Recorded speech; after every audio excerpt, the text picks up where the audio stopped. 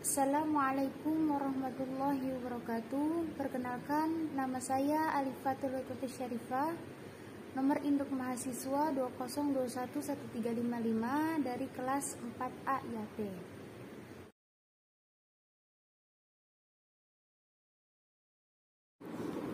Pembahasan pertama yakni biografi pengarang kitab As-Sunan Al-Kubra. Pengarang kitab As-Sunan Al-Kubra yaitu kita kenal dengan nama Imam Baihaqi, tetapi terdapat panggilan lain untuk beliau, diantaranya Al-Imam Al-Alamah Al-Hafiz Al-Jalil Al-Usuli Al-Kabir As-Salih Al-Abid Az-Zahid Syekhu Syafi'iyah. Nama lengkap Imam Baihaqi yakni Abu Bakar Ahmad bin Al-Husain bin Ali bin Abdullah bin Musa An-Naisaburi Al-Hazrujardi Al-Baihaqi. Beliau dilahirkan pada bulan Sya'ban tahun 384 Hijriah, tepatnya di desa Hazrujardi, termasuk daerah Baihaqi, Naisaburi. Beliau tumbuh besar di kota Baihaqi.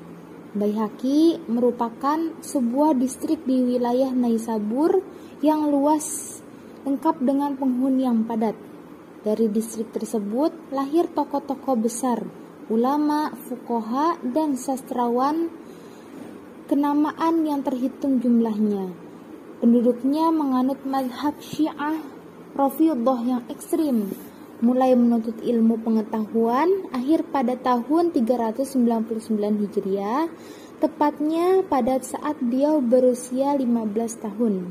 Beliau hidup pada masa Daulah Abbasiyah, tepatnya pada masa disintegrasi setelah dinasti Abbasiyah mengalami kemunduran, yang menyebabkan banyak daerah yang melepaskan diri dan membentuk kerajaan-kerajaan kecil. Selanjutnya yakni latar belakang penamaan kitab As-Sunan Al-Kubra. Imam Al-Baihaqi menyusun kitab ini berdasarkan klasifikasi umum pembahasan kitab fikih. Ia mengadopsi tata urutan Al-Muzani dalam mukhtasarnya. Apa itu mukhtasar? Mukhtasar Al-Muzni adalah kitab fikih Syafi'iyah ringkas yang sangat populer di kalangan penganut madhab Syafi'i. Imam Al-Baihaqi menjadi rujukan tata urutan ulama setelahnya, sekalipun menyandang baju As-Sunnah Al-Kubra. Sejatinya, kitab tersebut tidak seperti kitab Sunan kebanyakan yang lebih bercorak kitab hadis konvensional. Dari segi penulisan, kita dapat lihat bahwa Imam Al-Baihaqi mengikuti jejak Al-Bukhari dalam menyusun kitabnya, yakni dengan membagi beberapa pembahasan yang ia namai dengan kitab. Dari segi kitab itu kemudian dibentangkan lagi menjadi beberapa bab dengan menitik beratkan pada beberapa permasalahan tertentu. Dilihat dari sisi riwayat, jika kita amati lebih seksama lagi, Al-Baihaqi di beberapa pembahasan melakukan perdebatan panjang terkait sanad atau rawi hadis yang ia sebutkan. Ia menuturkan hadis. Pembahasan ketiga yakni isi kitab As-Sunan Al-Kubra. Kitab ini memuat 21.812 hadis.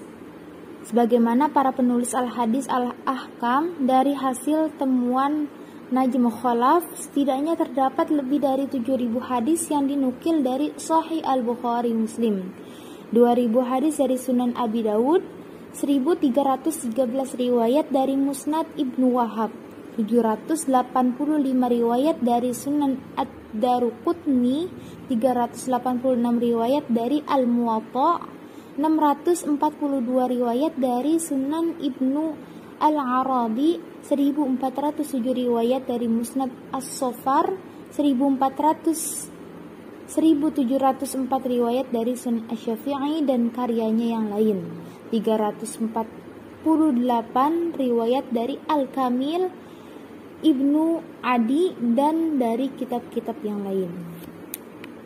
Sunan Al-Kubra ini adalah kitab hadis yang ditulis berdasarkan bab fikih. Berbicara tentang fikih, maka tidak lepas dari pembahasan 4 mazhab yang masyhur. Masing-masing dari 4 mazhab tersebut memiliki ciri khas tersendiri. Jika kita bandingkan antara Mukhtasar Al-Muzani dan As-Sunan Al-Kubra, maka dapat kita lihat di sana bahwa kedua kitab tersebut sama persis dari segi urutan pembahasan. Dimulai dari bab Thaharah, Al-Aniyah, As-Siwak, Al-Wudu, dan seterusnya. Ini berbeda dengan kitab-kitab Sunan Al-Baihaqi seperti Sunan Abu Dawud, Sunan At-Tirmidzi, Sunan An-Nasa'i, Sunan Ibnu Majah, Sunan Ad-Daruqutni, dan yang lainnya. Pembahasan selanjutnya yakni sistematika kitab. Sebagaimana kitab-kitab hadis pada umumnya yang kita ketahui, kitab As-Sunan Al-Kubra memiliki karakteristik tersendiri yang berbeda dengan kitab hadis lain. Di antaranya yaitu yang pertama, muqaddimah kitab yang sangat panjang, yaitu kitab Al-Madkhal ila As-Sunanil Kubra.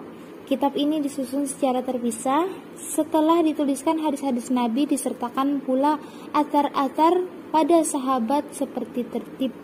Hal ini sebagaimana pernah dilakukan oleh Al-Muzani, yaitu murid Imam Syafi'i. Yang kedua adalah disusun berdasarkan bab fikih dalam madhab Syafi'i.